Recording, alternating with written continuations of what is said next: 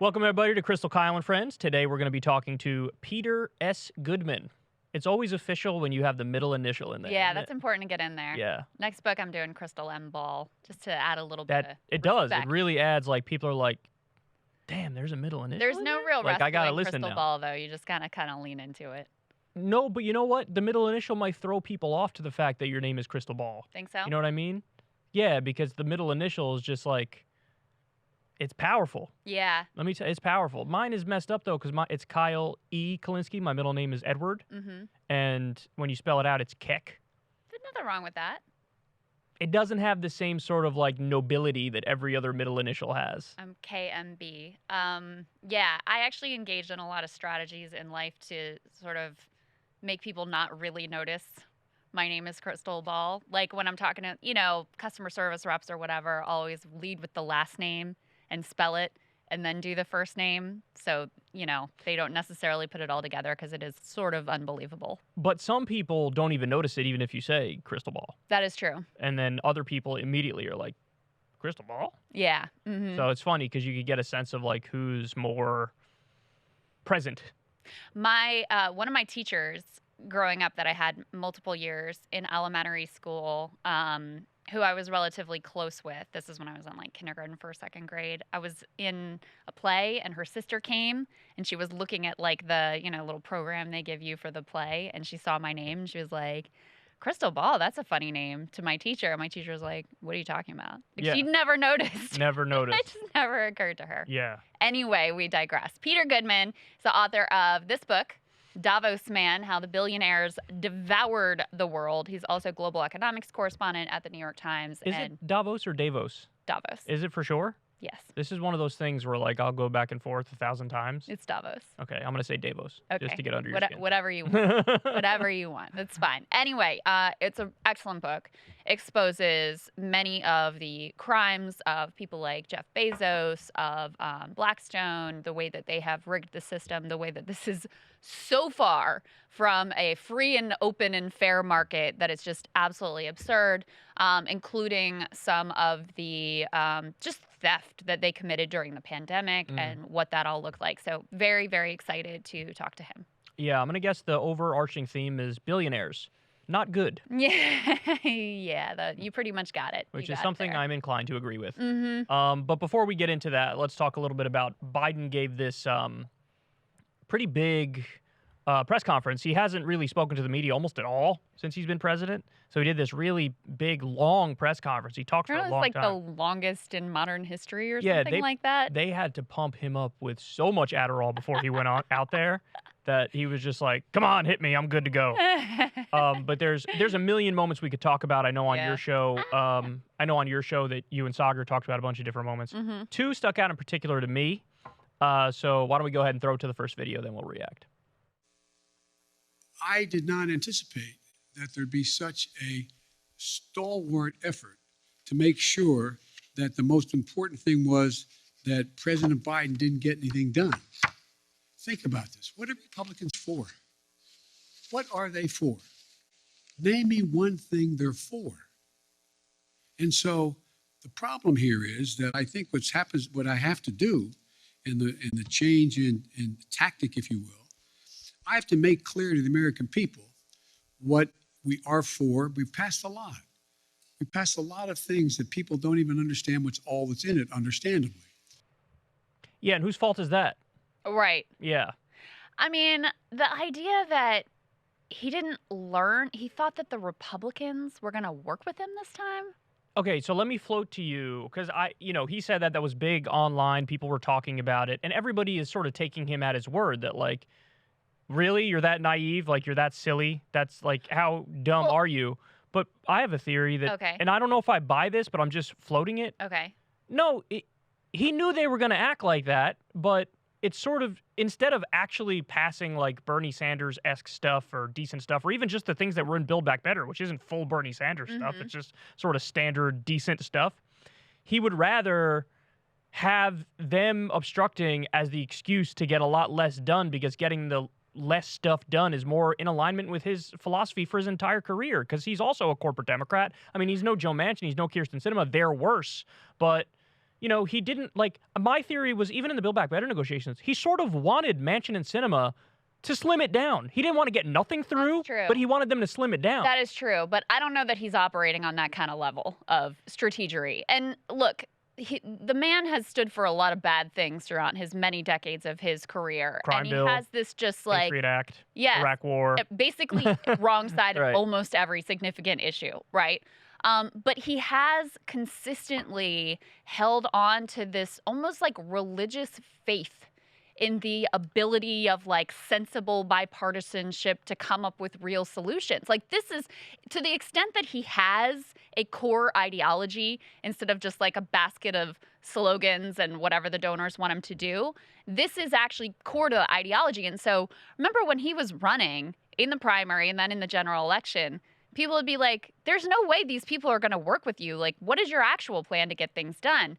And I looked up some of the comments that he made. You probably remember him too. He was like, just watch me. It'll be like a spell is broken. He said they're going to have an epiphany. When Trump's gone. That was the language. Once Trump's gone, you can already see it happening. They're going to have an epiphany. You just watch. They're going to come to the table. And this wasn't just like once or twice. This was consistently brought up by him. So I really think that he is out of it and disconnected from modern Washington enough to have thought that these people who he considers to be his friends, and he's very relationship driven. He doesn't have an ideology. He has like, a basket of friends that he thinks he can like sweet talk into doing things for him, that he really thought that was ultimately going to come through for him.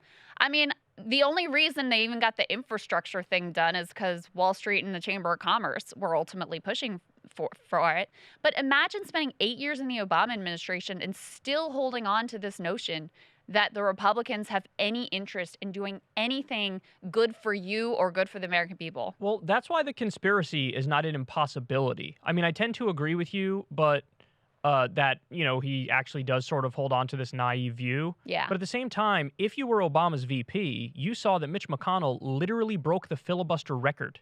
I mean, we're talking about a Republican Party under the Obama administration that became so extreme, they started saying no to their own policy ideas. Because Obama always, the healthcare debate is the best example of this. The real left position is single payer. The compromise position is public option. And then the right-wing reform is what's called an individual mandate system, which is keeping the for-profit health insurance companies in control. Yeah. And you just mandate people have to go buy from those companies. Yeah. That was an idea that came from the Heritage Foundation. That's a right-wing think tank. And implemented by Mitt Romney. Chuck Grassley, Newt Gingrich, Mitt Romney. These are all people that supported that. But when Obama finally, and this with a supermajority, he was like, well, fine, we'll do your idea. He got not a single Republican vote. So you're telling me Joe Biden watched all this unfold and his genuine thought was, the only reason is because it's Obama who's proposing it. They just don't like Obama. I think that is how he thinks about it. That's the dumbest thing I've ever seen. Such a stupid analysis. 100%. It's the dumbest analysis you could possibly have, filled with hubris. Right, that you think you're somehow... I could have done it better. I mean, and this is where there were a few moments in the presser that were quite Trumpian. This is a Trumpian type of thinking of like, oh, well, once I get in there, I'm going to be able to cut the deals that other people weren't able to do because of the specialness of my talent and my relationships, et cetera. But, if you're him, you were in the Senate for 40 years, effectively. You were vice president for 8 years. So the bulk of your tenure was working with these people in the Senate who, again, you considered to be your colleagues and your friends. And you kind of had a clash of cultures between Barack Obama's style of governance and Joe Biden's style of governance. Obama being very removed, being very intellectual, sort of disdaining the actual arm twisting and relationship building of politics. Biden being that old school, backslapping, relationship driven person who was actually derided as sort of the fool or the anti-intellectual within the Obama White House. So I do think that's what Biden told himself is, oh, well, Barack Obama was just doing it wrong. Once I get in there and I have these relationships and they've seen the error of their ways with Trump gone, it's going to be a new day. I don't think he's lying when he says he was genuinely surprised that the Republicans didn't roll out the red carpet for him. Yeah. So there's one part there where he makes a good point, but it's amazing that he's the one having the epiphany on this at this late date. Yeah. He's like, well, what are the Republicans for? That's a good point. Yeah, Joe. What have they been for the past 5, 6, 7 decades? Yeah. I'll tell you exactly what they're for. They're in favor of more tax cuts for the wealthy, subsidizing big corporations and bailing them out, including Wall Street. And they're for endless culture war stuff where they can virtue signal to evangelical Christians and to, the anti-woke crowd now. Yeah, to like boomers on Facebook or whatever. That's literally all. And now also virtue signal to anti-vax folks. That's it. That's all they've got. And so for you to bring that up now, turns out these guys aren't for anything. Yeah, and if you had paid attention and acted objectively for a split second over the past however many decades since you've been in Washington, D.C., you would have realized that. But still, okay, so that point is fair from him, but that still misses the broader point here because, yeah, I got it. The obstructionists are going to obstruct. Why aren't you talking about Manchin and Sinema? Why aren't you calling them out directly? Why aren't you threatening? I mean, so you brought up, well, Obama was like the intellectual. Biden's strain of thought was like, well, the anti-intellectual, but the old school backslapping politician. There's a third option. The third option is called the enforcer. That's LBJ. That's FDR. That's the guy who twists arms and plays the role of the mafia boss in order to get his way. That's the only way in the modern political era you were ever going to get anything done, especially with the stranglehold that corporate money and billionaire money has on Washington, D.C. Well, you have to actually be committed to the ideology, committed to what you want to do, and then you have to, break a couple eggs to make a few omelets in order to get it done. And he didn't call out Manchin or Sinema directly in any way, shape, or form. And that's why they're going to keep getting away with everything. If you had ads running, if you said, you know what, we're running, let me show you the new ad that we're running against Kyrsten Sinema in Arizona, and let me show you the new one we're running against Manchin in West Virginia. And it talks about their corruption. It shows how much money they took. It shows how they flipped their positions and all that stuff. You could force them to the right position, especially, I'm sorry, but you know where this rant is going, but the bottom line is, yeah, I got it. Yeah, Republicans, they're the problem. Of course they're the problem. I expect them to be the problem, the elected Republicans in Washington, D.C. But the people in your party are the only ones that are actually obstructing the agenda. Them and your complete weakness in order to try to make some exceptions to the filibuster or go back to the original talking filibuster, sign some fucking executive orders. So I think that there is a good case to make that Joe Manchin is the only Democrat who effectively can get elected statewide in West Virginia. And so that is used a lot of times as a shield to say, well, would you rather have a Republican in West Virginia? At least Joe Manchin's going to vote with you some of the time. But what Biden is proposing now is, all right, let's break Build Back Better into chunks and let's bring it up individually. Well, there's two ways you can do that. One is to pick the extraordinarily inadequate milquetoast pieces of Build Back Better that Manchin and Sinema might already support. I don't even know what those things are at this point, but it's nothing too exciting. And make it uncomfortable for Republicans that they're not on board with those things. Or you could pick things where you're going to have divides in the Democratic Party, probably not just with Manchin and Sinema, but some of the other corporatist Democrats, and make it uncomfortable for them, make them face tough votes. So they can't hide behind, oh, it's a big bill and there's too much spending and inflation, and so I'm the responsible one and I'm doing what's right for my constituents. No, so you actually have to put Joe Manchin on blast on being on the wrong side of an issue that's 80-20 in West Virginia, something like paid sick leave, something like prescription drug reform, though something like, adding hearing aids to Medicare. Things that are exceptionally popular in West Virginia where there is no way for him to get around that, that's the sort of thing that could actually make him and Kyrsten Sinema uncomfortable. But my expectation, if they do decide to go in the direction of, okay, we're going to break up Build Back Better and just try to pass these individual pieces, is they are only going to bring things to the floor that every Democrat is already on board with, in which case you're going to get effectively next to nothing. And you've just outsourced your agenda to Joe Manchin and Kyrsten Sinema. What they could do, and nobody even talks about this, we have the conversation about the filibuster. Okay, good. We talk about that all day long. There's a million different ways you can get around the filibuster, eliminate the filibuster, or weaken the filibuster, or go back to the original filibuster. But there's also just the idea of you can give yourself more cracks at reconciliation. Mm-hmm. The way it works right now, you get, 2, 3, shots at reconciliation? It's one of the two. Those Well, two remember, options. the parliamentarian ruled that they could actually do more reconciliations than they had originally thought. That was something Chuck Schumer sort of investigated. So you could have multiple reconciliation bills with a couple of, let's say you put paid sick leave and, prescription drug pricing reform together and just try to do that. If you give yourself 10 cracks at reconciliation, you could put individual issues through reconciliation, and then you put pressure on them, and you can make the issues overwhelming. Like, for example, in the middle of a 2-year raging pandemic, paid sick leave. Okay, you want to vote against paid sick leave? Fine, but all we need is 51 votes. Here's the bill on just paid sick leave. We're doing it through reconciliation. I dare you. I dare you. Go ahead. Right. And if you do the wrong thing, I'm going to end your political career, and then you're not even going to be able to get a job afterwards. Okay? That's what you do. Child tax credit. Try to do that through reconciliation. Give yourself more cracks at reconciliation. Try to do it through that. You only need 51 votes, and you dare them. Okay? But he doesn't have this in him, and we know he doesn't have it in him. Yeah. Because the other thing is, again, he could just sign some executive orders right now that would make his approval rating bump up 5-10 points, and he refuses to do it. Let's go to the next video because this is also crazy. Why are you trying so hard in your first year to pull the country so far to the left? Well, I'm not. I don't know what you consider to be too far to the left. If in fact we're talking about making sure that we had the money for COVID, making sure we had the money to put together the bipartisan infrastructure, making sure we were able to provide for those things that, in fact, would significantly reduce the burden on working class people, but make them, they have to continue to work hard. I don't know how that is pulling it to the left. If you may recall, you guys have been trying to convince me that I am Bernie Sanders. I'm not. I like him, but I'm not Bernie Sanders. I'm not a socialist.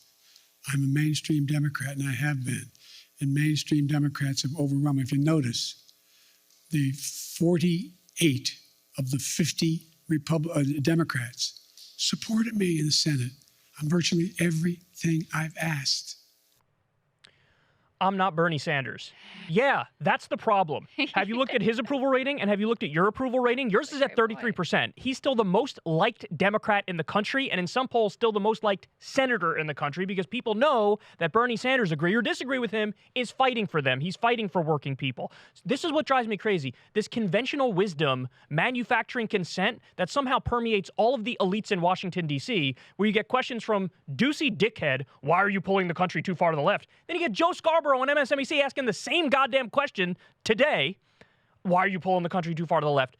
These are majoritarian positions. If you looked at the polls for Build Back Better, almost every single issue was polling well over 50%. Some were over like 70%.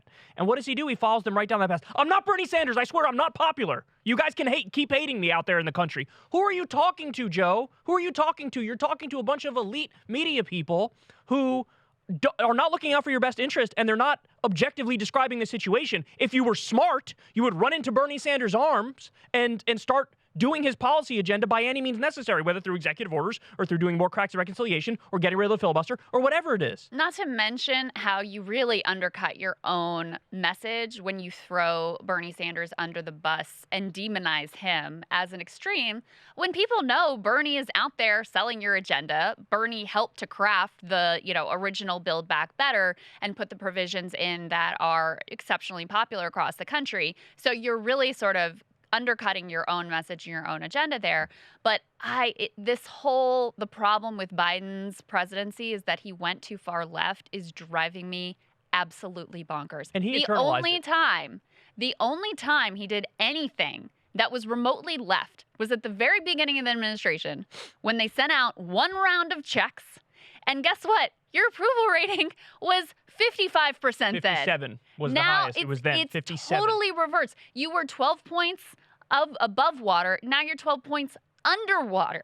So back when you were doing some more kind of left things, people liked you a whole lot more. The problem is not that Joe Biden has moved too far to the left. The problem is Joe Biden hasn't done anything. That's right. That's exactly right. Totally failed strategy, totally failed vision, totally failed tactics on every single level. So what are the top three issues that Americans say they care about?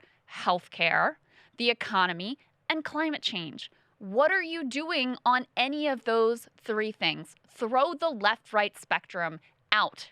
Think about what people actually support and what they want and what they would make a difference in their lives. And that's why he sort of, by, throwing Bernie under the bus, he basically accepts their framing of, oh, those things Bernie Sanders wants, those things are extreme. But what Joe Biden want, those are mainstream things. Well, guess what? Bernie's out there advocating for your agenda. So what message do you think that ultimately sends?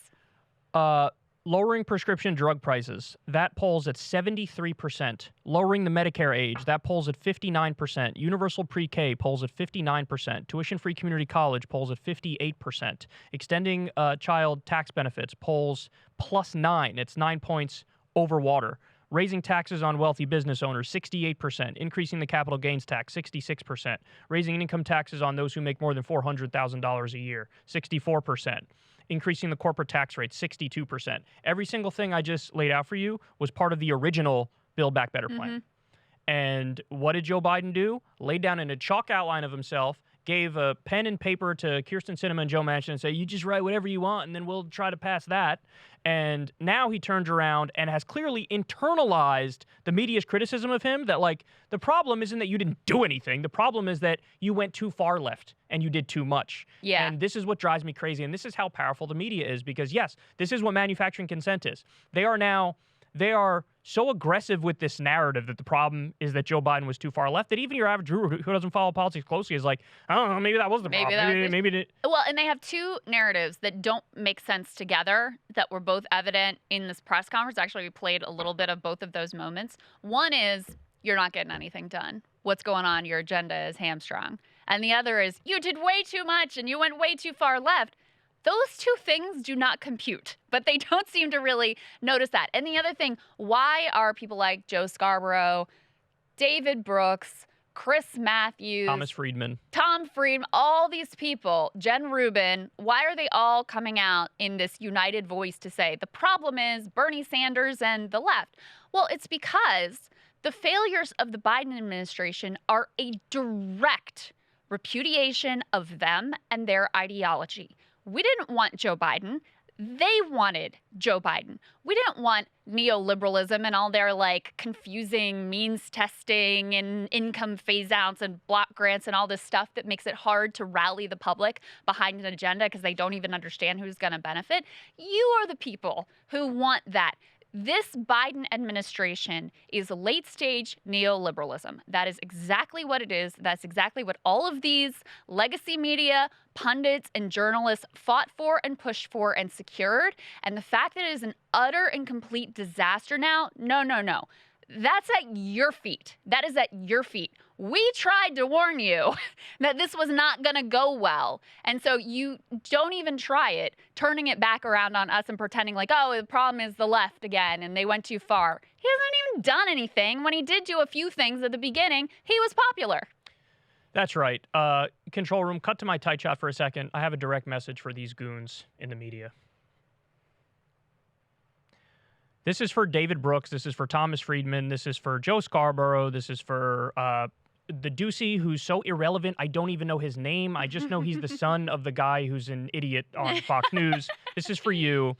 This is for everybody who's been pushing this narrative. Own it. This is your governing philosophy in action. You wanted the centrists, which really are just corporatists and status quo defenders, and milquetoast neoliberals who like to tweak around the edges. This is what you wanted. This is what you called for. This is what you're getting. And you know what? The president's approval rating is 33%. That's not my guy. My guy was Bernie Sanders. He's the only one who still has an above water approval rating in the Democratic Party right now. This isn't what I wanted. This isn't what Krystal wanted. This is what you guys wanted. So now you got it, and now you're going to own it. Take the L. Hold the L. And I don't want to hear anything, any more articles about why you got to blame the left, why you got to blame Bernie Sanders and all that stuff.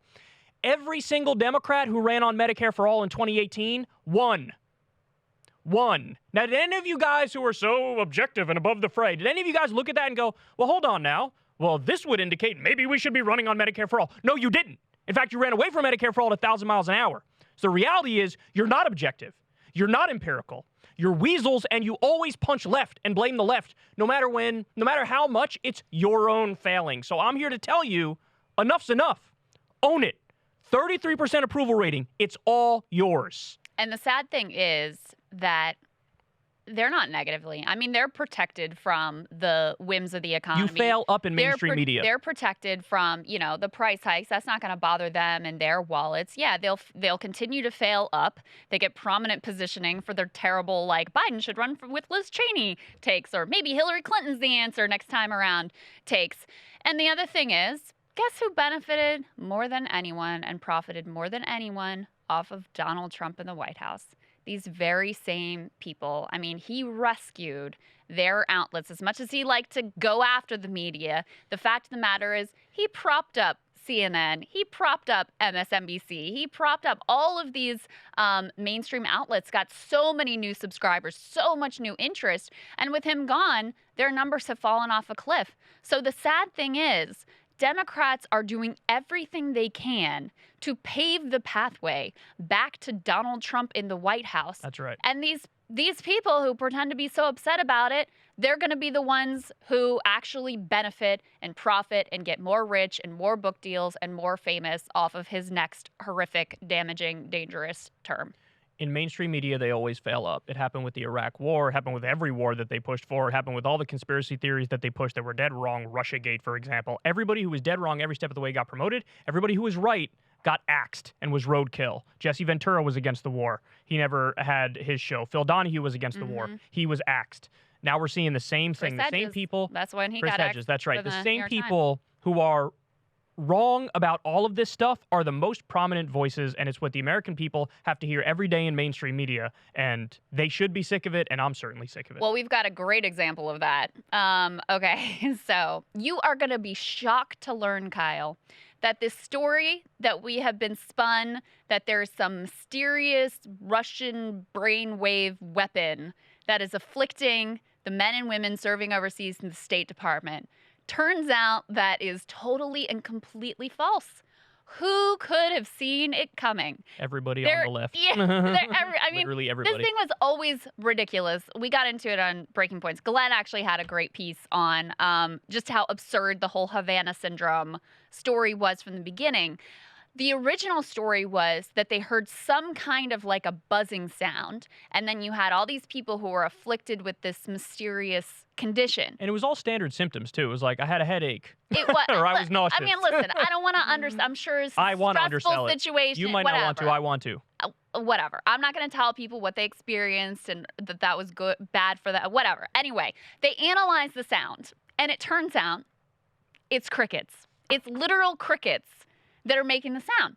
Now, any normal person looking at that would go, okay, so this is probably not a Russian brainwave or Cuban weapon. Or Cuban brainwave. Yeah, but Russia was the primary suspect. Oh, they were. I heard Russia it was in the Cuba, so I thought it they was were in blaming Cuba, but Russia was the primary suspect. So anyone looking at that would be like, all right, well, that kind of debunks the whole Russian brainwave thing. But no, the media held on to this thing. The CIA spun them on this thing for years. It was reported. It was considered such a foregone conclusion and a fact that Congress passed relief funds for people who suffered from Havana syndrome. What was the vote? Tell everybody the vote. I don't have it in front of me, but it was everybody. Not a single one voted against it. Oh my God. Everybody voted for it. Yeah. Everybody voted for it. Everybody voted for it. And think about that.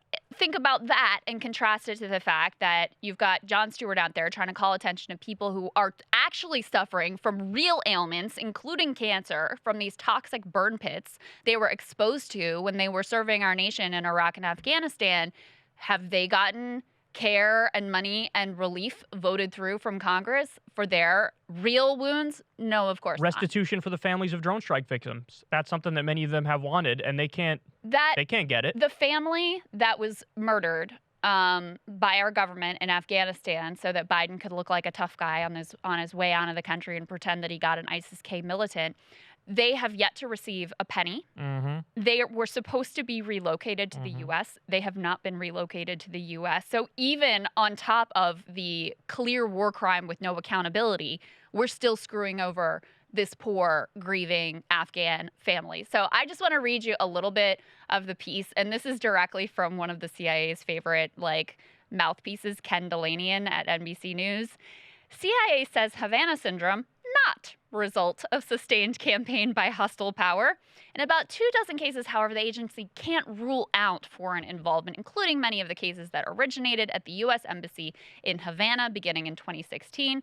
In a new intelligence assessment, the CIA has ruled out that the mysterious symptoms known as Havana syndrome are the result of a sustained global campaign by a hostile power aimed at hundreds of U.S. diplomats and spies. 6 people briefed on the matter told NBC News. So this thing has gotten so ridiculous that even the CIA can no longer sustain the lie. But that's the thing is why are they acknowledging it? Because they did, like when they lied about us going into Iraq, I mean, it took how many years were we into the war? 7 before they were like, okay, it's kind of bullshit.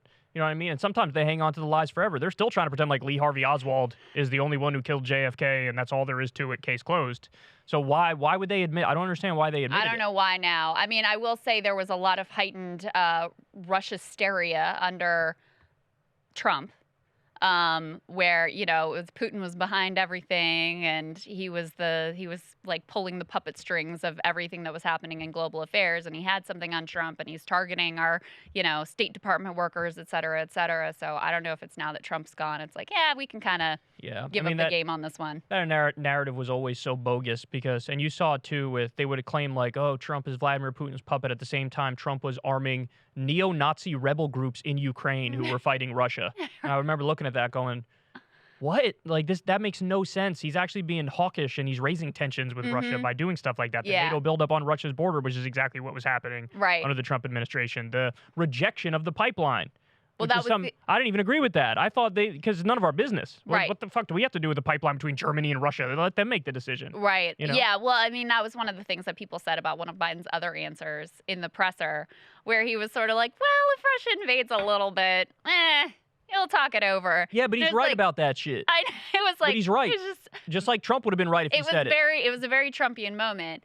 But you can imagine if Trump had said the same thing. I mean, the media is still freaked out about it under Biden, but with Trump, it would have been an extra level. They would have been like, you're obviously Putin's puppet. Filing articles of impeachment by next week, you know, and you just invited Russia to invade a sovereign nation, and how could you, and what does he have on you, and we're going to find the P tape. It would have been totally like bananas. Totally. Kind of reaction if Trump had said the same thing. Yeah, but I really respect that answer from Biden. It's true because there's so much escalation, and don't get me wrong, I think the deep state is more behind it than Biden himself. I think, like, you know, it's the Pentagon and the CIA and all these NATO, all these forces that are, it's almost like too much is going on, too many people are involved, and we're just pushing towards that. But you want voices to be like, how about we don't do this and we talk a little bit and see what's up? Yeah. You know, not everybody's Hitler. Like, that's the thing. I get it. If Vladimir Putin is Hitler, then you don't want to be Neville Chamberlain and, like, let him take everything. You know what I'm saying? Right. But not everybody's fucking Hitler. In fact, very few people are fucking Hitler. There's very few Hitlers out there. Yeah, you know what I'm saying? I mean, there's just so much to get into with Ukraine. I defended him on the comments, too. I mean, listen, it's Joe Biden. He says the thing he's supposed to say in the briefing book of, like, we're going to be strong. We're going to be tough. There are going to be real consequences, et cetera. And then he can't help but just sort of like let his brain wander to how he actually thinks about it. Yeah. Be like, well, you know, if there's a little incursion, we may have to talk that over, and we'll see what we think about that. Like, ultimately, I would much rather that messy, muddled comment from Biden than what I was afraid of, which was the overly hawkish. More hawkish. Right. Yeah, that's what I'm more afraid of, too. And that's what the media would reward. If he had done and they'd be wrong to they reward will that. pay and we will spare no When did they suck off Trump the most? When he was bombing Syria. This is the moment he became president. And Brian Williams, the beauty of our missiles taking off. Oh, God. Yes, I have it wrecked. Yes. So bad. I remember watching that, like. So anyway, I would take Biden's, like, yeah, you could do a little incursion, I guess. We'll talk it over and see how it goes over the ratcheting up of tensions, the beating of the war drums that the media loves to ultimately reward. Yeah, there's so much more I could say about this issue, but we're not going to get into the deep one we Soviet Union and post-Soviet Union and, you know, all that stuff. That's too much there. NATO expansion. Anyway, the fact that we have, just one more thing, put the book down. Okay, I thought you were referencing this. No. Still talking about I was going to say, the fact that all Congress people voted in favor of giving these people money, it's just, you're all disgusting failures. You're all total idiots. There was never any evidence of this stuff. There's a bunch of fear-mongering pieces written in the media. And look, credit to the media now for at least saying the right thing, but there was never any evidence of it, and they all wrote articles about how this thing was real. And that tells you, what does that tell you? It tells you that the media is in bed with the intelligence agency, which is a problem. You're not supposed to be a stenographer to these known liars. Mike Pompeo said it. When I was the head of the CIA, we lied, we cheated, we stole. That's what we did. And then you have the idiots in mainstream media who are like, yes, sir, tell me what to write next. Yeah. You should be fact-checking these people. You should be, aggressively trying to figure out the truth. You don't take them at their word. But that's not how a career is made. That's not how a in career is made. That's right. Media. There's a reason Ken Delanian gets all these scoops and headlines. It's because he just, uncritically reports whatever the CIA tells him the public line is today. And by the way, they do give themselves a little bit of an out here from just totally admitting like, well, we kind of made all that up, which is that they haven't ruled out that it could have been for at least a few dozen of the cases. Maybe it still was the Russian brainwaves. Still possible. Still looking into that one. So I hate these people so much. I hate them so much. Totally amazing. All right, now you ready to point to this book? Okay, Davos Man, How Billionaires Devoured the World. Excellent book, excellent guest, global economics correspondent for the New York Times after we just spent a lot of time trashing the mainstream media. But I am telling you, this book is wonderfully reported and a joy to read. Let's get right to it. Peter Goodman, welcome. Great to have you. Great to be here. Thanks for having me. So let me start with the most basic question, which is, what is Davos, and sort of what story did they tell about themselves at the World Economic Forum, and what is the reality of the World Economic Forum? Yeah, you bet. That's an important question. So first of all, Davos Man refers, to the people who go to the World Economic Forum in Davos. It's shorthand for the billionaire class. Davos is this gathering that started in the 70s that was supposed to be this sort of idealistic, up on the mountaintop, solve the problems of the world, launched by a guy named Klaus Schwab, this German economist. But it's become over the years, the ultimate gathering place for the glittering billionaire class. They're heads of state. There's always a couple of Hollywood celebrities wandering around. I one year met Peter Gabriel, who told me about how he was making music with chimpanzees. There's always stuff like that happening. There's social entrepreneurs. And then there are a lot of, very idealistic people from NGOs and activist organizations. But the real oxygen of the place takes place outside of the official auspices. Like you can wander around this Congress Center and there are very earnest panel discussions about gender inequality, about migration and climate change. But meanwhile, companies like Salesforce, Palantir, Google, they're holding these giant banquets, parties late into the night at these hotels throughout this little kind of unremarkable village in the Swiss Alps. Every consultant you've ever heard of is there, all the global banks. And it's really become this unofficial summit for the people who write the rules for the rest of us in secret, with no disclosure, no annoying reporters around in these private suites where the key members of the forum get access to do their deals, to do their schmoozing, unbothered by the rest of us. And, the stories that these guys tell themselves are crucial. It's not that we're all supposed to believe, if we do, that's great for them. If we do believe their narrative, that they're really there under the mantra of committed to improving the state of the world, which is kind of hilarious considering that these guys are the ultimate beneficiaries of the world as it actually is. But, if we don't believe that, if we want to poke fun at the fact that you can watch billionaires go simulate the Syrian refugee experience, wandering through the dark, blindfolded, while someone's, shouting some language at them that they don't understand and demanding papers before they go off to have, white truffles and champagne at some banquet thrown by a global consulting company. Hey, fine. Okay, so we don't fall for that. We can poke fun at that. But these guys believe it themselves. The story that they tell to themselves is as important as the story they tell to us, because they come out of there having signaled their virtues to one another, having proven their commitment to all of these important challenges like climate change, which armors them to then return home, or to one of their many homes, as it were, or their private islands on their private jets, and then continue the real battle, which is the battle to protect their privileges, to prevent annoying people wielding democracy as a way to redistribute some of their wealth. So you sort of answered a little bit of my question, but do these people, because you've been there to study it 10 almost times. Oh my Oh my God. God. It's almost Yeah, like you're I've absorbed a lot of it. it's almost like you're Steve Irwin and like watching the billionaire in his natural habitat. But That's the book. It's a taxonomy of the billionaire class. They are a separate species from the rest of us, and we have to appreciate them that way. so They're predators who adopt the guise of being our friends. That's how they eat our faces. so do these people genuinely think that we already live in a global meritocracy and that they're just like the hardest working geniuses in the world? Have they fully internalized that? I think the answer is yes.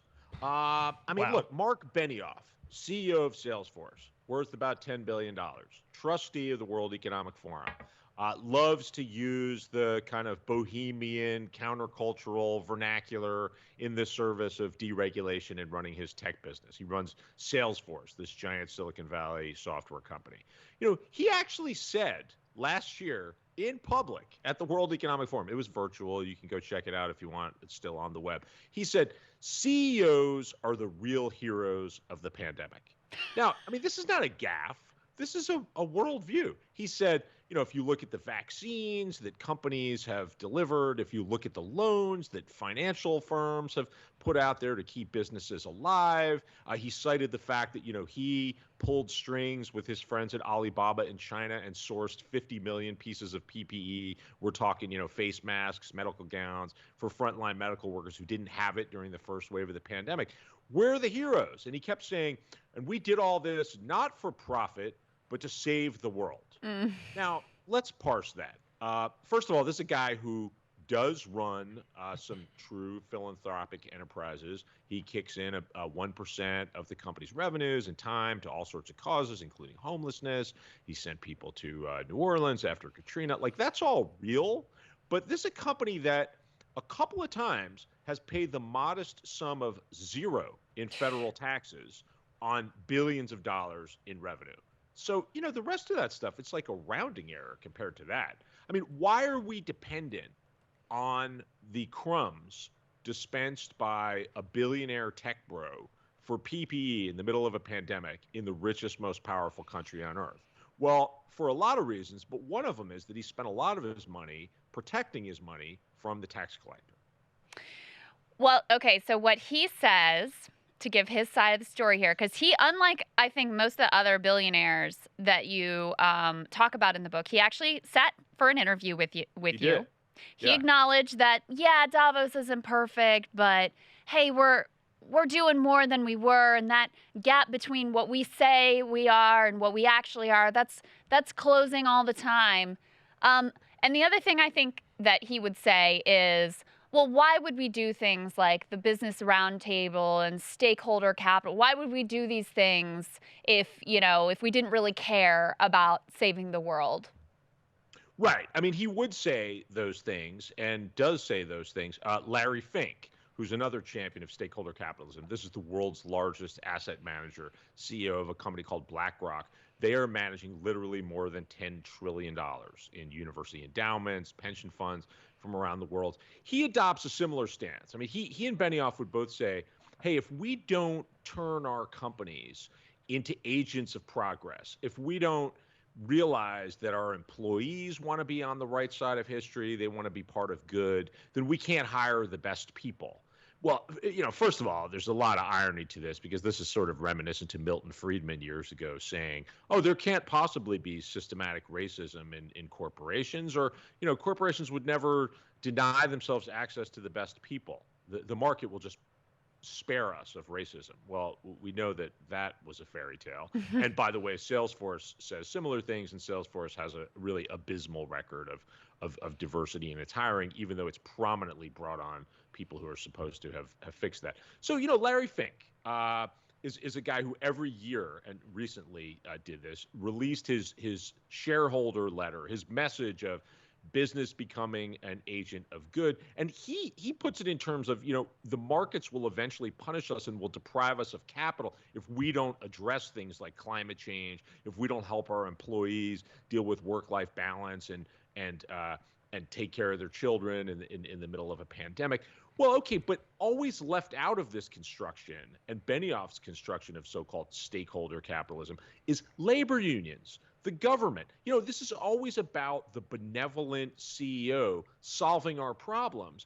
And we are continuing to live through a global emergency that is proving to us that we just can't count on that at all. I mean, look at vaccine distribution, right? So, Benioff, for instance, would say, well, Gavi, this charter member of COVAX, this philanthropic means of distributing vaccines to the world, they were forged at Davos through the well-intentioned people meeting. Hey, it's great to get smart people who know what's going on in a room. There's nothing wrong with that. But where's the power? I mean, we've just now lived through a period where Pfizer has monopolized the fruits of publicly financed research to take these vaccines, and thank goodness for these vaccines. It is wonderful that we have smart researchers who've developed them, but they're selling them to the highest bidder around the world. And as a result, we are now in a time where there are frontline medical workers in Africa treating COVID patients with no protection while we're giving boosters to kids in the United States. And the result of that, by the way, I mean, that's not just a humanitarian catastrophe.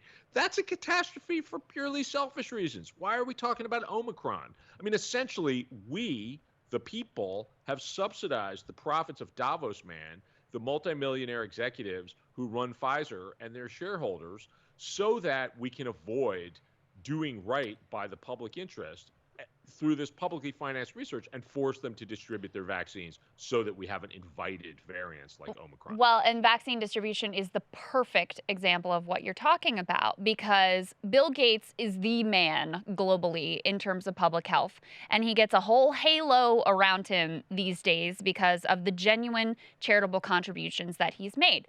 But because he throws around so much money in that space, I mean, the whole vaccine distribution that we came up with was effectively his brainchild.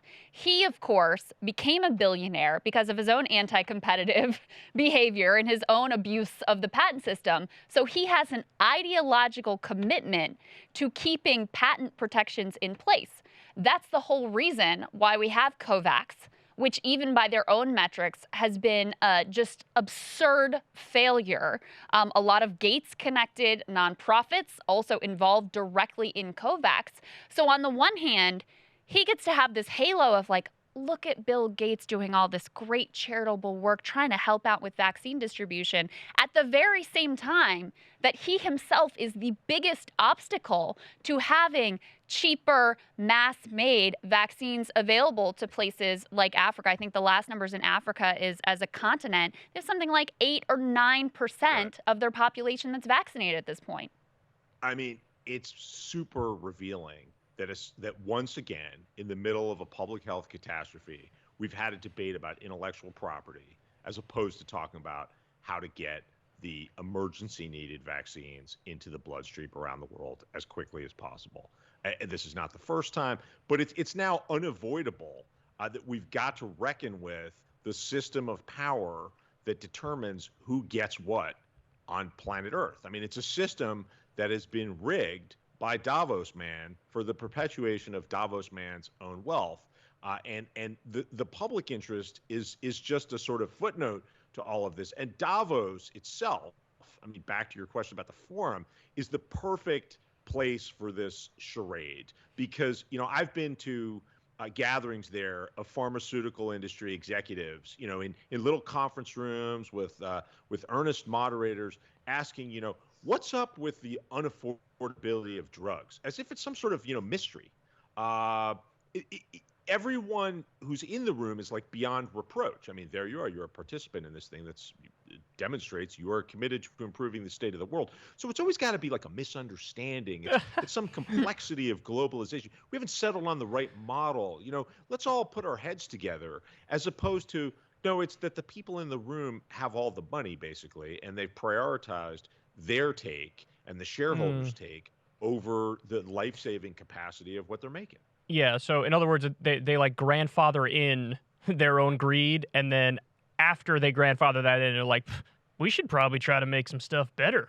But, that's the gist of it. To the point that, like, oh, look, if we aren't great, the market will punish us. That's particularly hilarious because in the U.S., the Fed rewards corporate America no matter what. I mean, they just started buying corporate debt.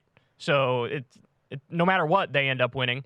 How do you respond to an argument that a lot of people, I think, find this argument persuasive and powerful, but how do you respond to, like, the Steven Pinker argument about, hey, look, system's not perfect, but extreme poverty is dropping around the world, and that's necessarily because of global capitalism? Well, look, I'm not here to knock global capitalism. I'm a proud capitalist. Like I kick him off the show, boys. Cut the line. we don't need a revolution. We need a reinstatement of the rules that we've already had. I mean, the people have already stared down the robber barons once in the United States, and what we got was a period after World War II that was far from perfect, right? Like from 45 to 75, we had the Vietnam War.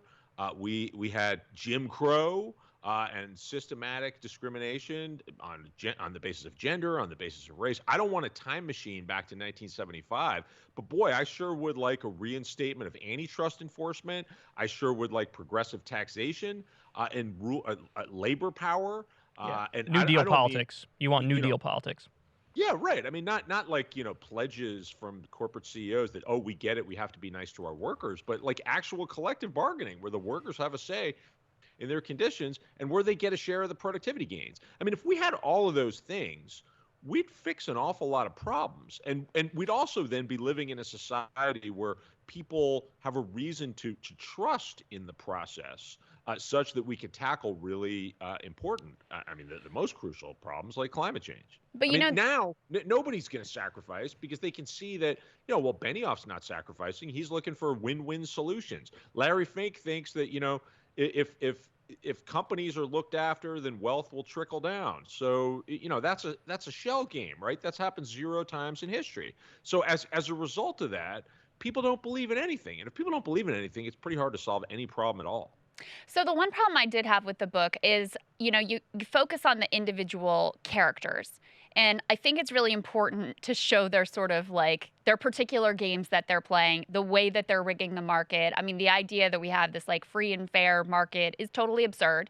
These guys don't want a free and fair market. They spend all of their time thinking about ways to rig the market to their own benefit. So I think that's really important. I got a lot out of the book.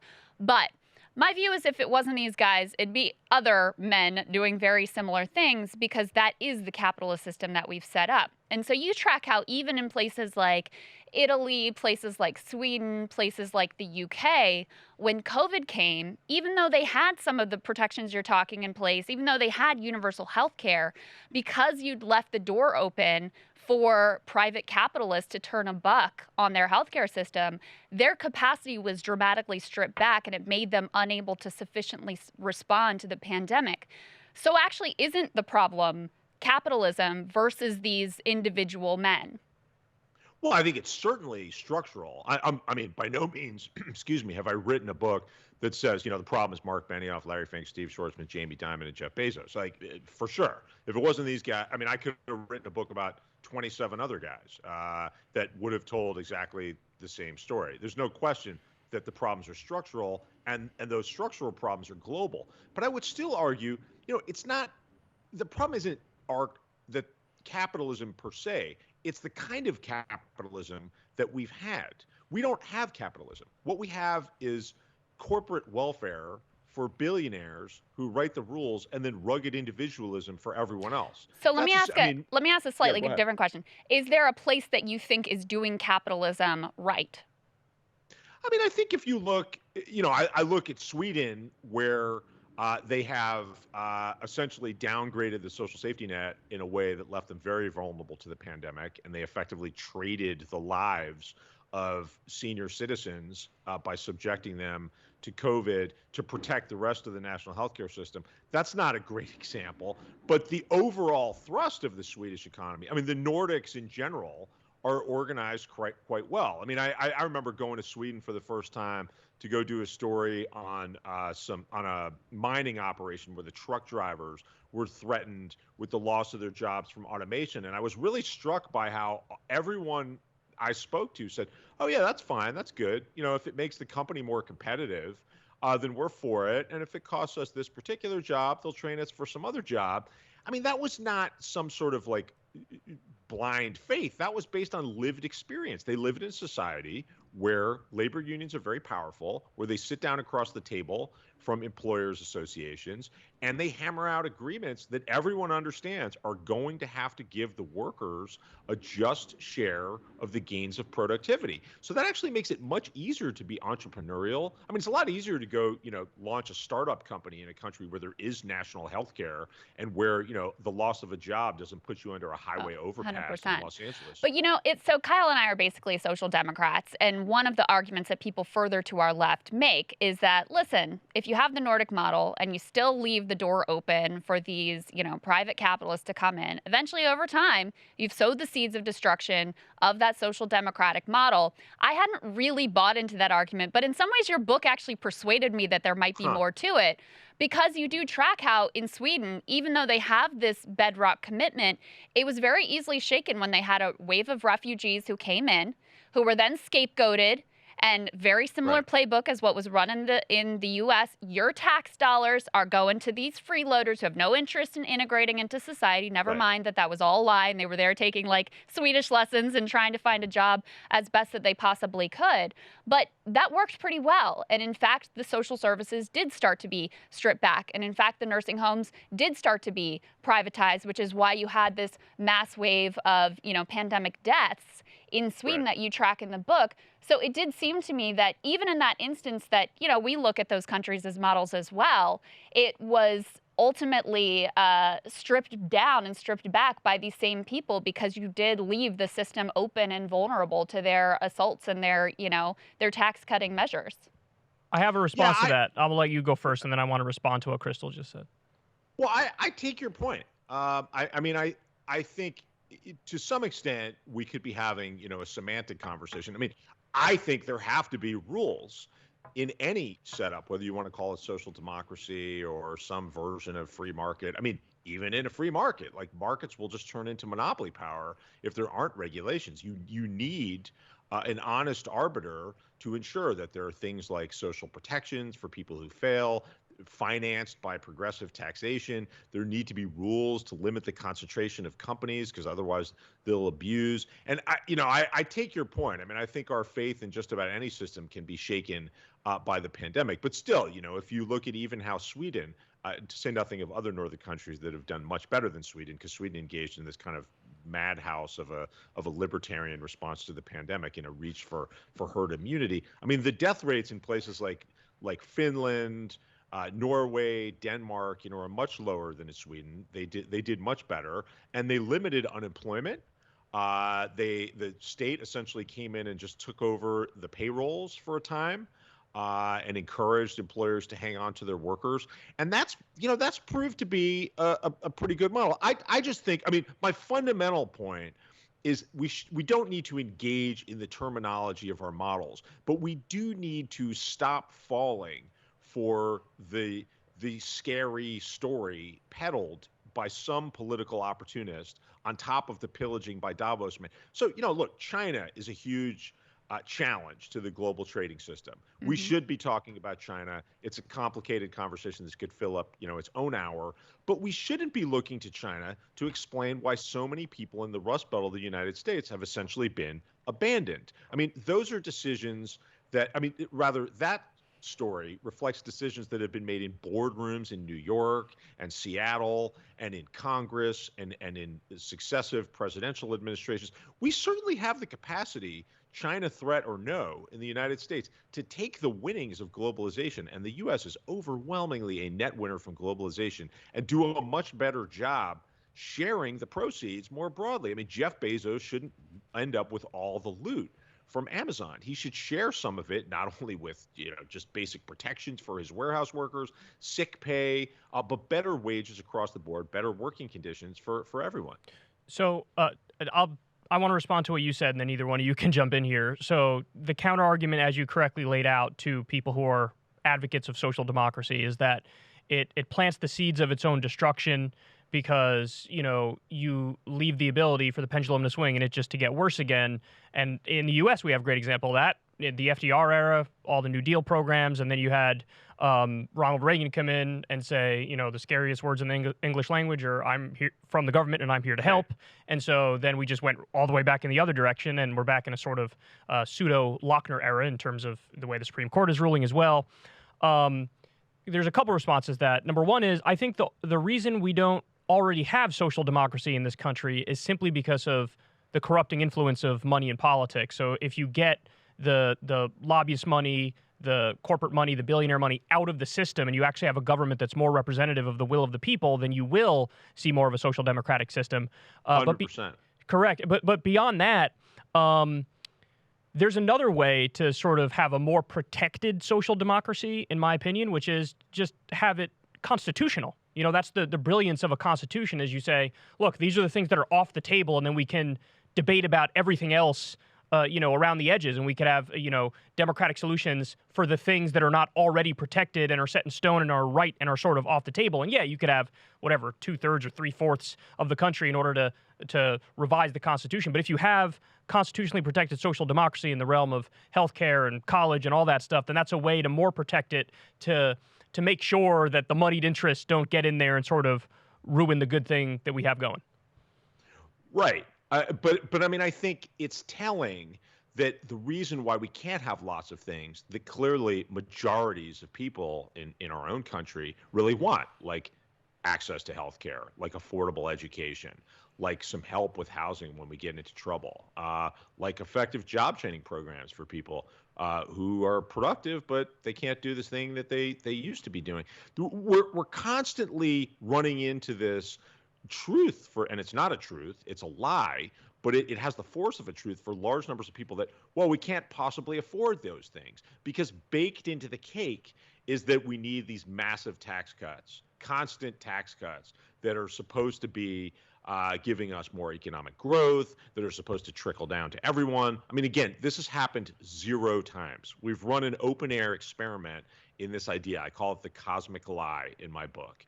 And it's not that there's something deficient in our understanding. In Davos, like I heard this incredible conversation. Do you remember that viral moment when Rutger Bregman was this young, so Rutger Bregman goes to this conference, and a lot of people saw this in their social feeds because it went viral. He says, why is everyone talking about inequalities if it's some sort of mystery? I feel like I'm at a firefighters convention and no one's allowed to talk about water. It's just taxes, taxes, taxes.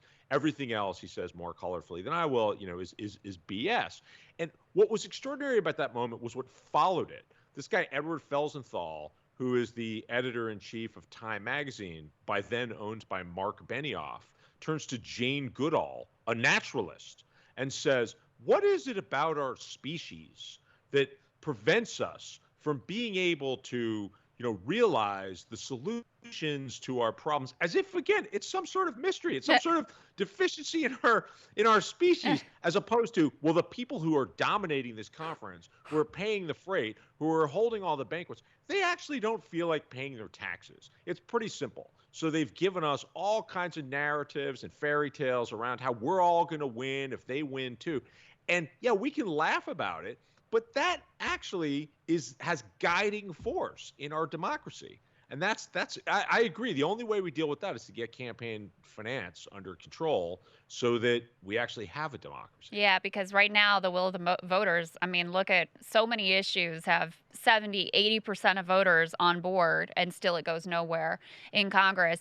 One of my New Year's resolutions for 2022 is to talk more and focus more on the Fed, because it's so powerful in the economy, and there's very little conversation of it in the mainstream press in a way that's accessible. We just had Chris Leonard on, who wrote a terrific book about Great the book. Fed. Yeah, Love that book. And reminded us too that, monetary policy used to be something that was broadly debated. William Jennings Bryan, Cross of Gold, populist movements around this. So that's one of my resolutions.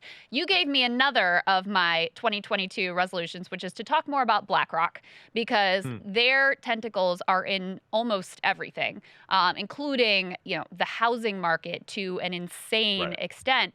But you laid out in dramatic fashion just how intimately they were involved in the pandemic response, with their hands basically on one side working with Mnuchin to pick the winners and losers, and on the other side, of course, benefiting from their own choices and being one of those great winners. Yeah, that's right. And not for the first time. This happened after the 2008 financial crisis. I mean, give props to Larry Fink.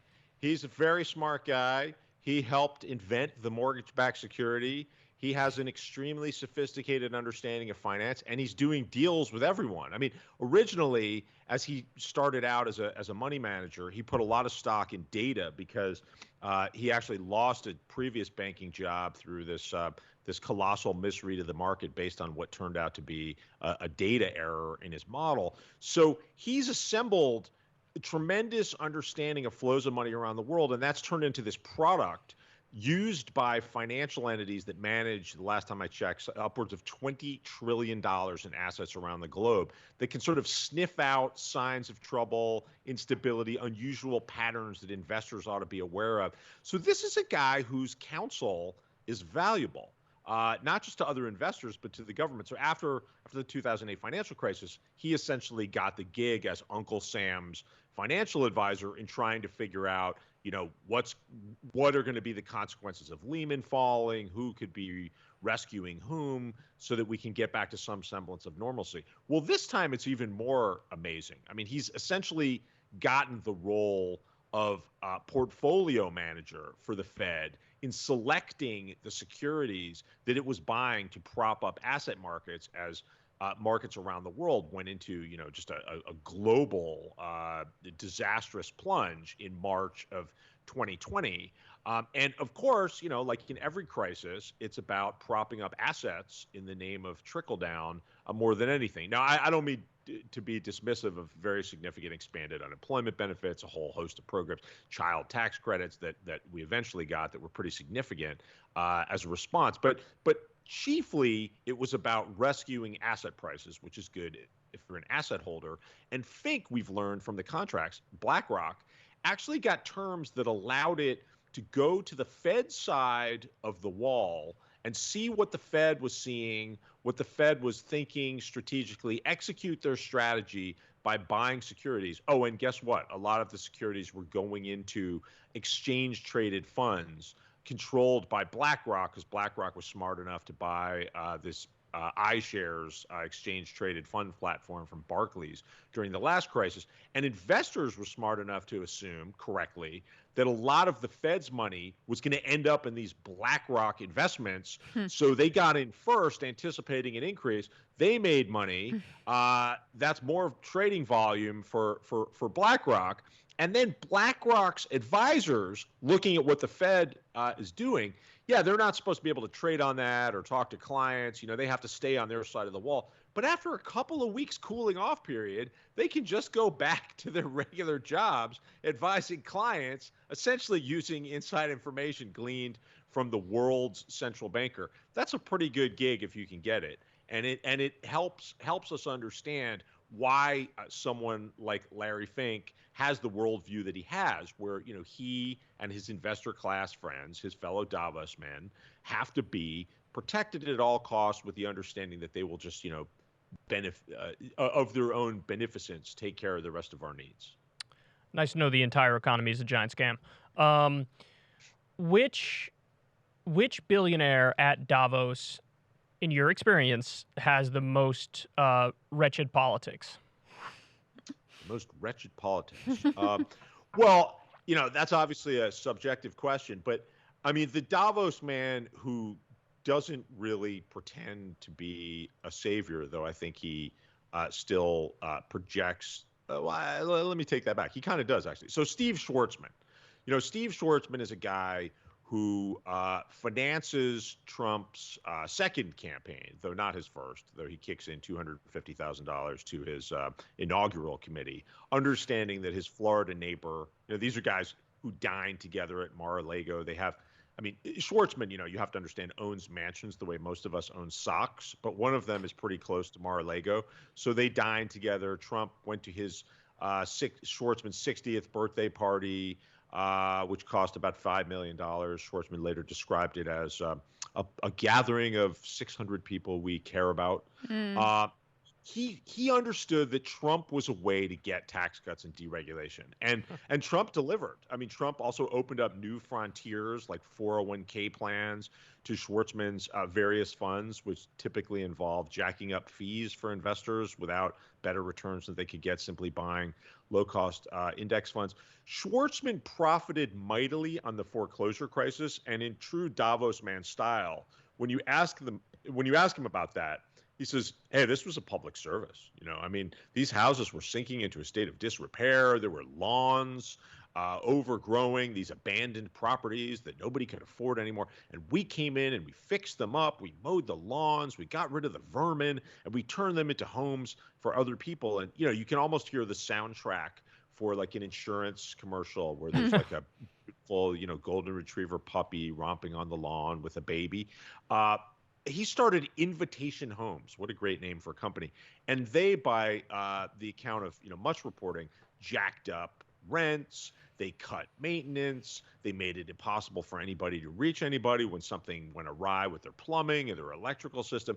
And then they've repeated that trick around the world, including in Sweden.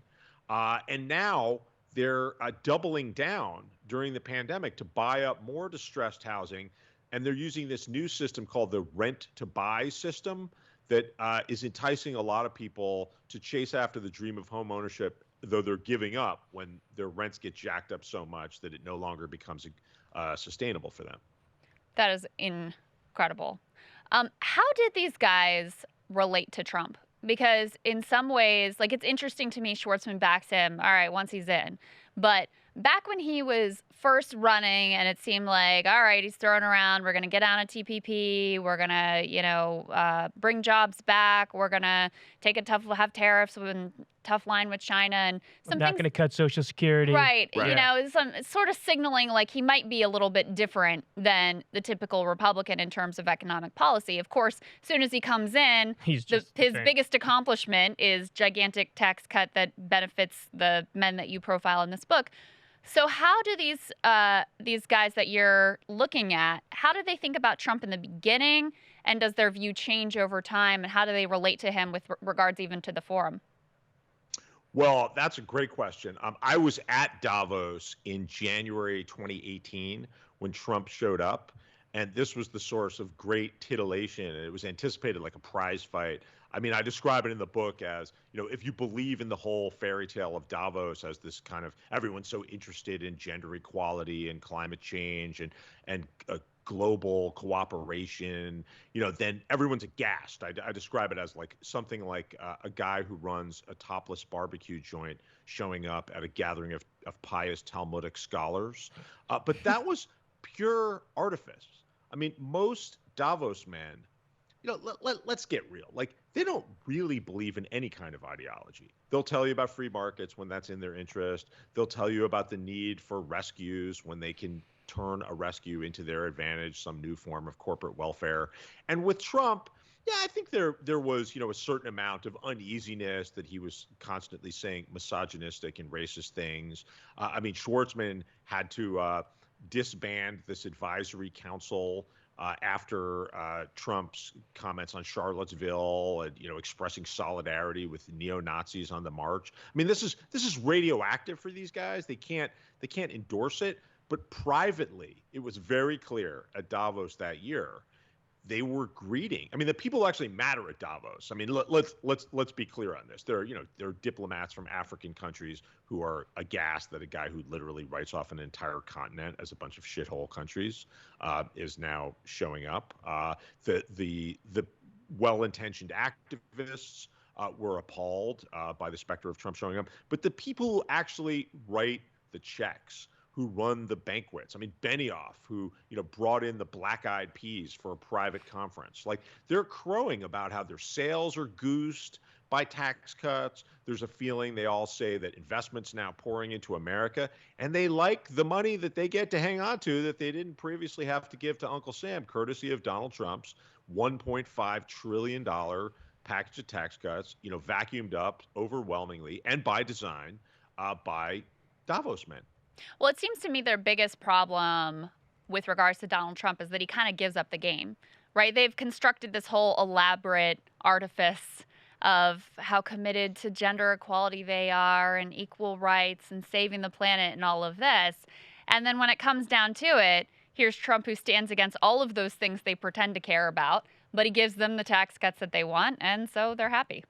But they double down on it. I mean, Klaus Schwab, who started the forum and is still the ringleader, he's the MC every year, wrote a book called Stakeholder Capitalism, talks about public-private partnerships, international cooperation, like that's his whole MO.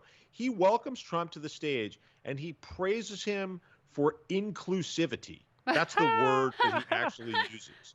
And he basically takes Trump's own talking points and says, you've built an economy that's benefiting everyone. And he even says, this was so gratuitous that even at Davos, where people are very, consciously civil, like you don't hear much heckling, if ever, you hear this real murmur of discomfort as Schwab says, well, we know that your leadership is subject to many misunderstandings. So it's good to hear from you directly. I mean, the artifice, when it comes up against the money wins, every time. And I mean, Schwab himself, is a guy who lectures the world on corporate governance, and he essentially runs the World Economic Forum like his own Chinese state-owned enterprise. I mean, he dominates, he has an events business that he did have an events business. He sold it to Publicis for many millions of dollars after, creating this company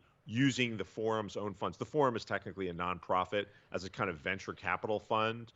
And then he gave this events business an exclusive contract to serve all the forum events around the world. He sent his nephew to Boston to go launch this video conferencing business back in the .com time, because he'd been hanging out with Jeff Bezos, who was a star draw at Davos in those days, and I guess he wanted some of that money. And his nephew Hans Schwab, who gave me a series of incredible interviews, describes going off to Boston, finding investors, selling this video conferencing business to a company called US Web, and at the last minute, his uncle Klaus calls him and says, actually, you need to transfer all the shares to this new fund that the nephew had never heard of. It's like a black box. It's called the World Economic Forum Fund. It's called the Klaus and Hilda, that's his wife, Schwab Foundation for Social Entrepreneurship.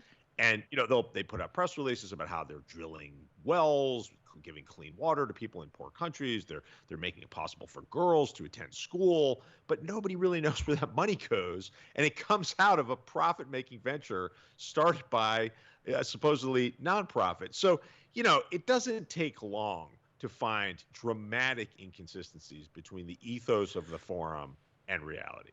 So, with names like Klaus and Hans Schwab, we're lucky that they're not goose-stepping Nazis. Because every time you say their names, I'm like, Jesus Christ, they got a shrine to Himmler somewhere.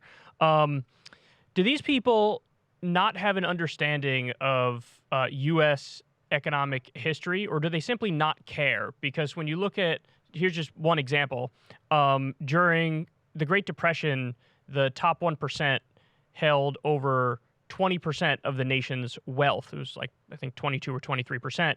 During the golden age of economic expansion, it was only between 9% and 12% that they held. And then during the Great Recession, it was back to over 20%. The top 1% held over 20% of the nation's wealth. Do these people not understand, or do they just not care, that, like, hey, when the super wealthy have so much more wealth than everybody else, and the income inequality and the wealth inequality gets so out of whack, and the Gini coefficient is off the charts, that it threatens the viability of the whole system? Oh, they understand. I mean, the forum's full of truly brilliant people. They put out very useful research reports. I mean, this is not like a gathering of dummies. It's just that what Schwab understands more than anything is the value of his brand. And, when he first started growing Davos, he understood that if you're just a gathering of CEOs talking about how to make more money, then you're competing with, Forbes and Fortune and The Economist and like every other brand that you've heard of. His genius was to come up with this mantra, committed to improving the state of the world, where simply going there demonstrates, your civic, your virtues, right? You're signaling your virtues through participation. But the real value for him is as a network, right? So like in 2017, where I do some of the reporting for what turns into this book, though I don't realize it at the time. He welcomes Xi Jinping to the stage and essentially says, your people have entrusted you with it. Really? Xi Jinping was elected in some popular election? I must have missed that somewhere. I mean, the value of getting Xi Jinping to Davos for Klaus Schwab is enormous, because if there are a whole bunch of senior Chinese Communist Party officials running around, that is valuable for his real constituency. And that's the corporate members who pay hundreds of thousands of dollars for membership to the forum. They pay tens of thousands of dollars to attend. And by being, like it's like the way the airlines run their platinum, their gold. By being in the upper tiers, they get Klaus Schwab playing matchmaker, allowing them access to these private executive suites where people like me, I'm just a mere, white badge holder, which is at least better than being a lowly journalist badge holder where you can't really go anywhere. You can sit in these rooms totally unbothered by regulators, by journalists, by anybody. And Klaus Schwab gets people to keep paying because everybody knows that he can get the other people to come. So it's worth looking past Trump, Xi Jinping, Narendra Modi. I mean, Narendra Modi at a time when his party, comprised of Hindu supremacists in India, is literally threatening to behead Bollywood actors who are offending, other Hindu supremacists in terms of their recounting of Hindu legends. Like, Schwab is lauding him for his tremendous leadership in lifting people out of poverty in India. Like, he needs to get people there more than anything. Everything else is malleable. In the same way that Davos man ultimately just cares about the bottom line and will trot out whatever ideology is required to get to the outcome that he needs. Schwab is the ultimate Davos man. He does precisely the same thing. And how about Jeff Bezos? You cover him in this piece. You have a wonderful segment where you describe Christian Smalls, someone who I've interviewed a number of times, who really, talk about a courageous person. Here's this one guy who sees something that is deadly wrong at the Amazon warehouse where he's working. Single father, 3 little kids, has to know that he's risking his job to stand up for his own health, but also the health and safety and well-being of his fellow coworkers. Ultimately gets fired. By the way, there's an ongoing lawsuit about that, alleging that it was wrongful termination. He's now involved in an effort to try to unionize Amazon workers. But this is one of the things that I know Kyle and I have both covered, is the distance between, the Jeff Bezos who would put Black Lives Matter on the Amazon home screen and talk about how, we've got to do better by our workers, et cetera, et cetera. And then in reality, the way he's actually treating his mostly black and brown blue-collar workers. Totally. No, that's so important. So the Christian Smalls story may be familiar to a lot of people, but, a couple things jumped out at me in my own conversations with him. One is, he pointed out that while Bezos is copping to the fact that they don't have enough PPE for warehouse workers, they don't have masks, they don't even have hand sanitizer, early in the pandemic, Bezos puts out this letter, Dear Amazonians, where he says, yeah, it's true, it's really hard to get this stuff. But meanwhile, Christian Smalls and his colleagues in Staten Island are taking hand sanitizer and gowns and face masks and putting them into boxes that they're shipping off to people who can pay for those things. Mm-hmm. So it's pretty clear, like, who matters? Like, the customer, because the customer turns into revenue, as opposed to the workers, that's just a cost to be managed. And Bezos continues in that letter to essentially say, well, you guys are engaged in this heroic struggle where you're saving other people. We've sort of shuffled the priority of the goods we're managing so that we can get things like hand sanitizer out the door to people who need it. And Smalls tells me, like, this is just made up. He says they're putting all the same stuff you would expect for them to be putting into boxes at a time when we're all, locked up in our basements and our bedrooms during the pandemic. Sex toys, baking goods, video game consoles. He said they were just like laughing bitterly about this letter. And when Smalls becomes a public person, when he becomes the leader of this insurrection in Staten Island, and then eventually part of this continuing, as you correctly note, labor movement aimed at unionizing Amazon, they have this meeting. Vice News has this incredible scoop where they get the notes of this meeting where Amazon's general counsel presents these talking points to top executives, including Bezos, where he says, well, let's focus on the fact that Smalls is not smart and not articulate. And if we can make him the public face of this, we stand to benefit. Now, Smalls is a guy who grew up in Newark, New Jersey, predominantly African-American community, had spent his career working in places where management was white, the workers were black. He described, one place to me where, the white managers are riding around on trucks, yelling at the workers on forklifts. He said it was like cotton picking. I mean, this is the context that Smalls experiencing this. And now the general counsel of Amazon, who's a guy, who grew up in rarefied New Jersey suburbs, who, has pictures on his Facebook feed of him, hiking in beautiful mountains, and a picture of John Lewis, is actively saying, well, let's go after Smalls for being, as he puts it, not smart and not articulate. No one protests, including Bezos. When I pressed Amazon on that, the PR people there literally said, well, Mr. Zapolsky, the general counsel, was not aware of Mr. Smalls' race when he made those comments. Please. Okay. Yeah, and also, by the way, I mean, anyone who's watched an interview with Chris Smalls or met him or spoken with him knows how just utterly absurd. I mean, clearly this man has been a absolute force to be reckoned with and lit a fire nationwide. So the characterization was badly mistaken, I would say, as well. I mean, which is why they use a racist trope to try to undermine it. 100%. So having been in the room with this, gathering of people with inconceivable wealth, what do you make of, like, conspiracies that go one step further? Like, you know what I mean? The Great Reset stuff? No, not the Great, no, not that. Like, what's the name of the fraternity that all the presidents were in? I'm blanking on the name of it. There's some fraternity that all the presidents were in, and whether it's Skull and Bones or something, right? Like the Illuminati, the Bilderberg, like all that crazy Alex Jones. There's stuff that's obviously insane, like Pizzagate, QAnon. Right. There's stuff that goes way too far, but then there's also like, well, Jeffrey Epstein really was like the CEO of Elite Sex Crimes Incorporated. Like, that's real. So having been in the room with these people, what do you think is real and what do you think is false? Can you imagine, like, maybe it goes a step deeper with like a closer fraternity that it, maybe has even more control than we realize? I mean, I don't think we have to go there. I don't think that Davos man is like part of some, massive, true conspiracy where they're like, the puppeteers. I just think we can see what they're doing in plain view.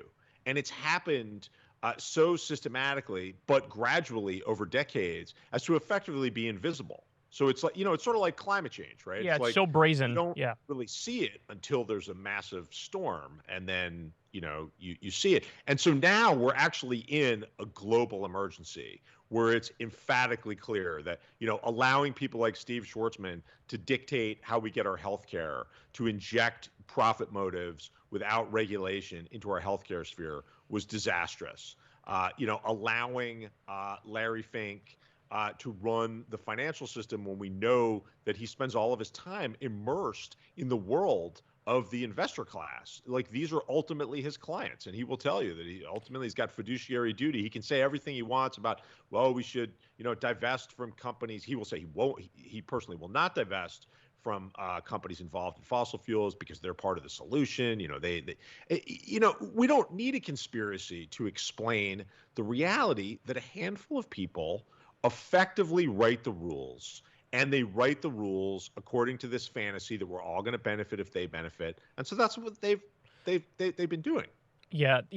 I like to say it really is an open conspiracy because we've effectively legalized corruption in the country with a number of Supreme Court decisions starting in the late 1970s and going all the way up to today, whether it's Citizens United or McCutcheon or Buckley versus Vallejo or First National Bank of Boston versus Bilotti. There was a number of Supreme Court decisions where we decided, hey, money basically equals free speech. So, if a grandma in Cleveland can only afford to send $5 to the political candidate of their choice, well, guess what? We got this billionaire over here who can write a number of checks in 1,000 different ways, whether it's to a political party or to a PAC or to the campaign directly or to the individual. And yeah, that tally's like 1.2 million, but get over it. That's free speech, and that's the way the system works. So the conspiracy is right there out in the open that, like, we've legalized bribery, and then you see all the laws they pass are to serve these interests. Yeah, I mean, the conspiracy is things like you expose, like, okay, BlackRock is on one side making all the decisions about helping to make all the decisions about who gets bailed out and who gets what money. And then they're on the other side also benefiting. I mean, these are things that Right. are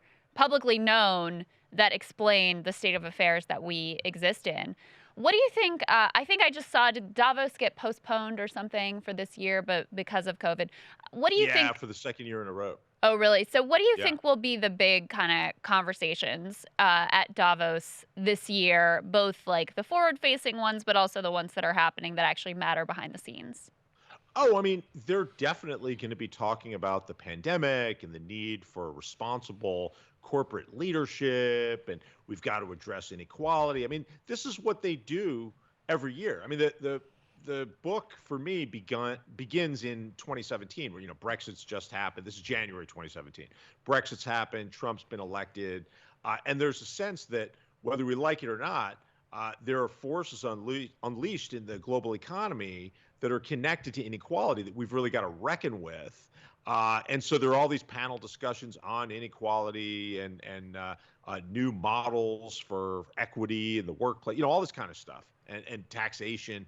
And I went around just sampling the solutions, and it was all stuff like, workers have to train themselves to take advantage of jobs where their skills are in need. Ray Dalio, the hedge fund guy who's at that point is worth like $18 billion, says we need to deregulate to unleash the animal spirits so that there's a more conducive environment for making money, as if a guy, worth $18 billion is somehow suffering a lack of incentive to make money.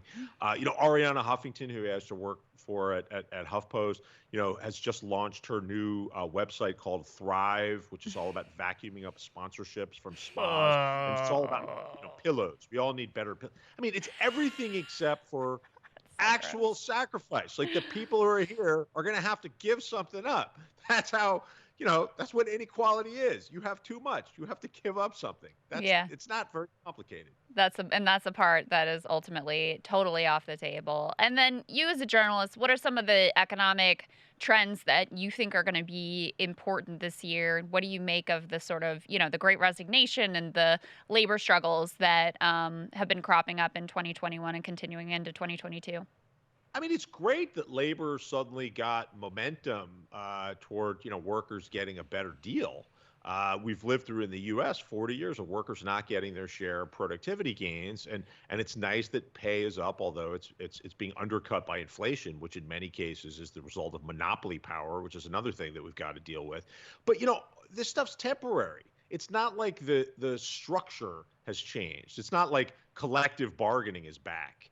And again, if you go back to Larry Fink's shareholder letter of this week, he says, well, the clear takeaway from the pandemic is we got to be nicer to our workers. Well, again, it's all unilateral. It's you on top of the mountain, assuming that's even true, right? And clearly a lot of companies are having to pay more for their labor because it's highly competitive, and workers are resigning and staying home, and the expanded unemployment benefits did help allow people to say, maybe I don't want to put myself in harm's way for a job if I don't absolutely have to. But these trends can go away as quickly as they materialized. Unless we actually get new rules so that labor can organize, nothing meaningful has changed. I think that is well said and a good place to end as we look forward to this year. The book, guys, is Davos Man, How the Billionaires Devoured the World. Peter Goodman, great to have you. Thank you so much for spending some time with us. Great to be here. Thank you for your wonderful questions. Yeah, our pleasure. All right, so there you have it. That's Peter Goodman. You love the book. Yes, really, I got a lot out of it. Yeah. One little anecdote that he has in here is about how Amazon, at the same time, they're putting out this letter to their workers about how they're heroes and they're helping people get through the pandemic. At the same time that they were saying all of that, they jacked up the cost of a box of disposable face masks from like $4 to $40 or something absurd like that. They jacked up the cost of soap from $1 to $7. I mean, it's just like so brazen.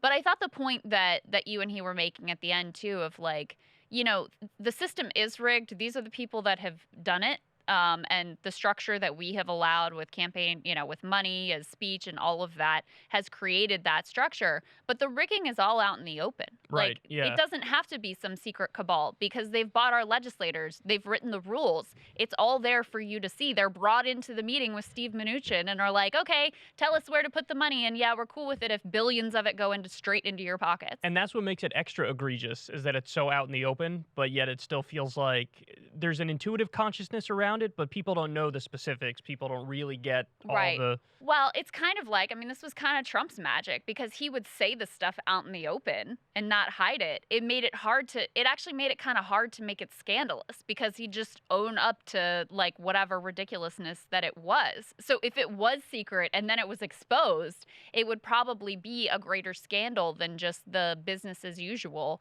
that it ultimately ends up being. Well, like when he was like, yeah, I don't pay taxes. Remember that? Yeah. He's like, yeah, I pay. That makes me smart. That's what he said on the debate stage. And everybody was like, yeah, I'd like to not pay taxes. But you are a working class person. You are. He's not, because he's a billionaire and he's got the attorneys and he gets all the loopholes. And that's the thing. That's the way that these guys think. They don't believe in a free market. They believe in being able to rig the rules to benefit themselves. That is their only ideology. That is the only thing that they're committed to. They don't care about war crimes. They don't care about human rights. They don't care about diversity. They don't care about the planet. They care about their bottom line. And they put this thin veneer of, but we really do care about the people, and let's have endless panel discussions about what we're going to do when these problems are so hard to solve, when actually the problem is not hard to solve. It just involves taking some of your stuff. Well, the fact that they also seem to actually believe that it's a meritocracy based off what Peter says since he's been in the room with these people, that tells me everything I need to know about how they're actually really not that thoughtful of people. Because, and this is from the Oxfam report, this one was all the way back in 2019, so it's even worse since then. It's gotten way worse, actually. Yeah. But even back in 2019, the world's 26 richest people owned as much as the poorest 50% of the planet. So that's 26 people with more than, what was it at the time, 3.5 billion or something like that people. And the idea that, they're just mega geniuses and they just worked harder. They just deserve all that Nobody earns that much more. Nobody does. So that's not a thing. The meritocracy is not a thing. In fact, in many ways, we have more of an anti-meritocracy than a meritocracy because of how much of the wealth is inherited and goes from generation to generation. Very true. Yeah. Or it goes to these people whose only skill is financial market engineering, which is what most of the new billionaires, people think about Musk, people think about Bezos, who actually do make things and invented things. Most of the new billionaires, all they invented was some new financial product or way to rig the market. If you can't acknowledge that it's not a meritocracy and that you're not just a mega genius who's inherently better than other people, then I really just think that it shows how unthoughtful they are and how really what they do is rationalize a hierarchy after the fact. Yeah. I'm at the top of this thing, so it must be correct and good and moral and just. The other thing I came to realize in reading the book is, the response to the pandemic era programs, I think, was complicated for the left because on the one hand, the direct checks, the super dole, unemployment, plus up, these things really did genuinely help people. It was paired with. But when you compare that with what business got, it's not even close. And they're begrudging you for it now. They're now you got $600 in your account. So now we have inflation. Way to go, guys. And so I came to realize reading the book, they did just enough for individual regular Americans to allow them to do this mass largesse for corporate America and for people to more or less stay quiet about it. The other thing that, I already knew, but he puts a really fine point in the book too, is that a lot of these companies, what they did with their tax cut is rather than investing it in productive capacity or, God forbid, give their workers a raise or anything like that, they did stock buybacks. Right. And so when it came time, even though they had just been the beneficiaries of this massive government giveaway under Trump, when the pandemic hit, they did not have the extra cash reserves because they had squandered it in, giving out goodies to themselves and to their shareholders. The airlines in one of the pandemic relief packages got billions of dollars to rescue them. Then they turned around and laid people off anyway. So this is why I was against the CARES Act. I was against the Wall Street bailout when we had the Wall Street bailout. Because, yes, what they do is in these moments of crisis, they act like, well, we have to do something. We got to do it right now. And then they slap things together. And like you said, they'll put just enough of a sweetener in there for working class people where if you vote against the bill, they turn around and say, you voted against the extended unemployment bill, you know. Right. But no, like. Well, and people genuinely needed that help. People too. genuinely You're needed that holding them help. But you know hostage. what? Decouple it from your endless corporate bailouts. I mean, that's the problem is that, and again, that's evidence of just how much the government is in cahoots with big business and the billionaires and the donor class. And that's why they structure the packages that way. That's right. And that's why I knew at that time when that package was being put together in a rush, and you'll recall at that moment, the stock market fell off a cliff and it was kind of in free fall. And that was when there was a lot of pressure from the business world of like, you guys got to do something. And I knew this would be the one, whatever you get in this package is basically what you're going to get for working people. So it better be good. This is your only point of leverage. Because once you, as David Dayen says, shoot the money cannon at Wall Street and prop them up, they're not going to want to go along with any other stimulus and for regular people. And that is precisely what ended up happening. I mean, the bulk of what was done was in that very first package. And they did put just enough in so that people would say, could hold pacified people. The only person pacify who voted people. against it was that one extreme libertarian guy whose name I'm blanking on right now, Congressman. Thomas Massey. Thomas Massey, that's right. He's the only one who voted against it. I remember Bernie giving a speech where he was like very, kind of reluctant to support it, but he still supported it ultimately in the end. And that was it. That laid down the track of what the pandemic response was ultimately going to be. And again, it could have been worse for working class people. The programs they put in place, especially like the direct checks and the unemployment, they did help. But when you could put it up against the massive response for business and the way that inequality has now just skyrocketed again because of that response. And you pair what Congress did with what the Fed did, which is totally separate. Where they say, look, we don't have the tools or the ability to help working class people. All we have is to backstop the market. And so now we started buying corporate debt. So it's like socialize the profits or privatize the profits, socialize the losses. Always. That's the way the game's played. It's really stupid. Anyway, everybody go buy the book. Davos Man, book. or as I like to call I got a lot out of it. Davos Man. Don't care who disagrees. It's now Davos because I've declared it so. Love you guys. Everybody go ahead and subscribe on Substack. If you pay $5 a month, you get the video of the show and you get it a day early as well as the wonderful newsletters from Piper. So everybody do that. Thank you to everybody who already is a subscriber on Substack. And then if you don't want to do that, you guys can still go to Substack and sign up for free so that you get the audio version. The second it drops, it'll come right to your email box. And yeah, we love you guys. Do those things. Love you guys. See you next week.